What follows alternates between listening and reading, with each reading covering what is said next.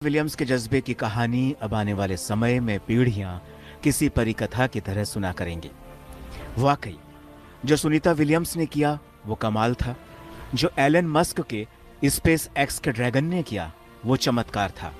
और जो दुनिया ने सांस रोक कर देखा वो छोटा सा हार्ट अटैक था। छोटा सा हार्ट अटैक इसलिए क्योंकि सैकड़ों करोड़ लोग सांस रोककर सुनीता विलियम्स की वापसी को एक बारगी निहार रहे थे और फिर अचानक सब कुछ ब्लैकआउट हो जाता है। फिर क्या हुआ? आइए शुरू से शुरू करते हैं। पहले ये तस्वीरें देखें। सुनीता विलियम्स 9 महीने अंतरिक्ष में बिताने के बाद धरती पर सकुशल लौटती हैं।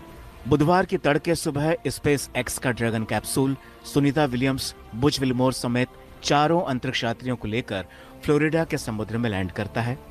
सुनीता विलियम्स और बुच विल्मोर तकरीबन 286 दिन यानी करीब करीब 9 महीने बाद धरती पर लौटते हैं। इस ऐतिहासिक पल को कैमरे के अलावा एक डॉल्फिन भी अपनी आंखों में कैद करती है। वो वहां ड्रैगन कैप्सूल का वेलकम करने के लिए मौजूद रहती है। इसके बाद वहां पहले से मौजूद सेफ्टी टीम रिकवरी शिप के जरिए एक एक कर चारों अंतरिक्ष यात्रियों को यान से बाहर निकालती है। इस दौरान सबसे पहले क्रू 9 मिशन के कैप्टन निक हेग, रूस के अंतरिक्ष यात्री अलेक्जेंडर गोर्बुनोव, सुनीता विलियम्स और आखिर में बुच विल्मर बाहर आते हैं। सुनीता विलियम्स मुस्कुराती हैं और हाथ हिलाकर खुशी का इजहार करती हैं। सुनीता जैसे ही ड्रैगन कैप्सूल से बाहर आती हैं तो उन्हें सीधे स्ट्रेचर पर बिठाया जाता है। मेडिकल इमरजेंसी की वजह से ऐसा किया जाता है। दरअसल सुनीता 9 महीने के बाद धरती की ग्रेविटी को महसूस करती हैं और इस वजह से वो अपने पैरों से संतुलन नहीं बना पाती हैं।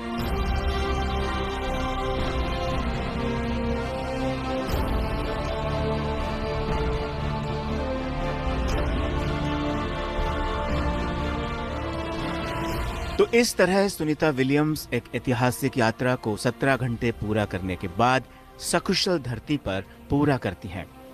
लेकिन अब बात करते हैं उस खतरे की, उस चुनौती की जिसने 22 साल पहले दुनिया का दिल तोड़ा था। वो वक्त था जब कल्पना चावला भी इसी तरह अंतरिक्ष से धरती पर लौट रही थी। लेकिन फिर जो हुआ उसे याद करने में बहुत तकलीफ होती है।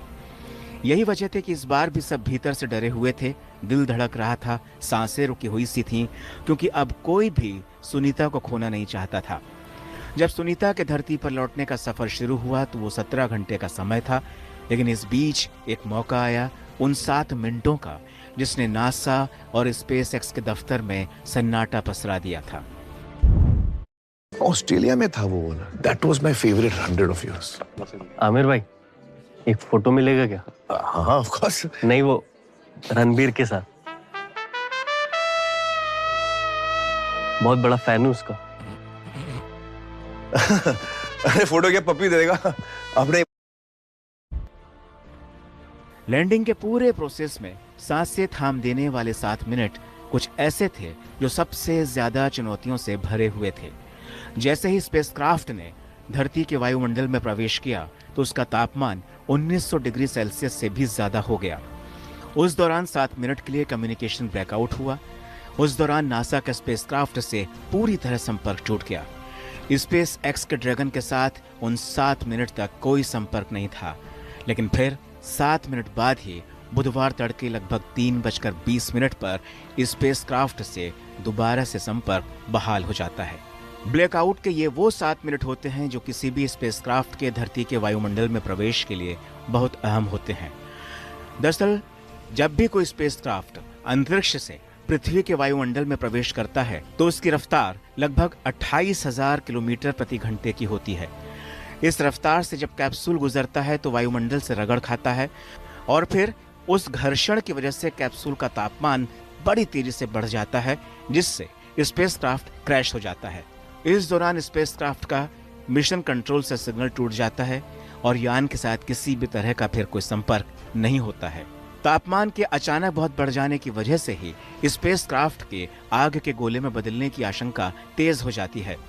1 फरवरी 2003 को नासा के अंतरिक्षयान कोलंबिया के साथ इसी दौरान हादसा हुआ था, जब पृथ्वी के वायुमंडल में घुसते ही अंतरिक्षयान क्रैश हो गया था, जिसमें कल्पना चावला दुर्घटना का शिकार हो गई थी।